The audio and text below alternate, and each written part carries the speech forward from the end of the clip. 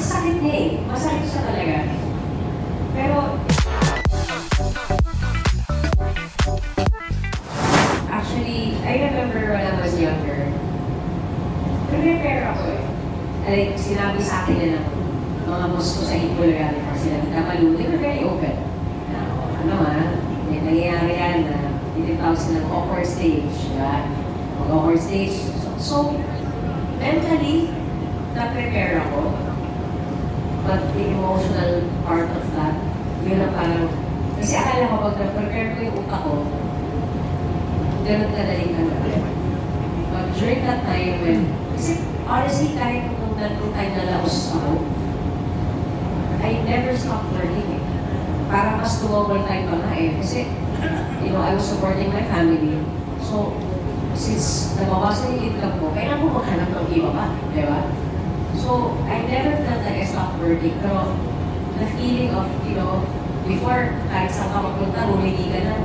Mga tao, syempre, ganun bata, di ba? Pero nung ganito ng lahat, parang, pucha, kailangan mo na magkalapin, kahit, you know, tali mo sa damdamin mo, di ba? Or, kunyari, magsushow ka, before, dami na naman, ito, wala. Or, even no, nung tayo na nag-show band ako, I remember, yung binigay sa akin ng mga patay na araw, Tuesday, ganyan. So talagang, naman ito dalawang table. Gano'n, yung isang table doon sila mama ko. Tapos yung isang table na naroon, lasing, hindi naman talaga nakikinig, gusto lang uminom. Ang sakit niya eh, masakit siya talaga. Pero, yun eh, di ba? So paano ko nag-cope? Honestly, hindi ko alam. Hindi ko alam. Siguro it was a good thing also that I was in school.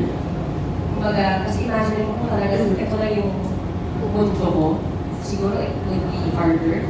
But since kahit pa paano I was able to balance my normal life, like, you know, my life outside of the industry. I still had friends. Alam mo yun, kahit pa paano may ganun siyang aspeto na na-enjoy ko.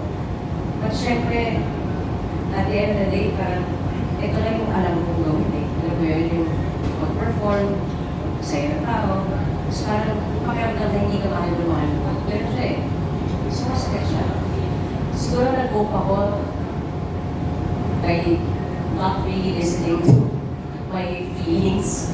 And I think that's how I cope it.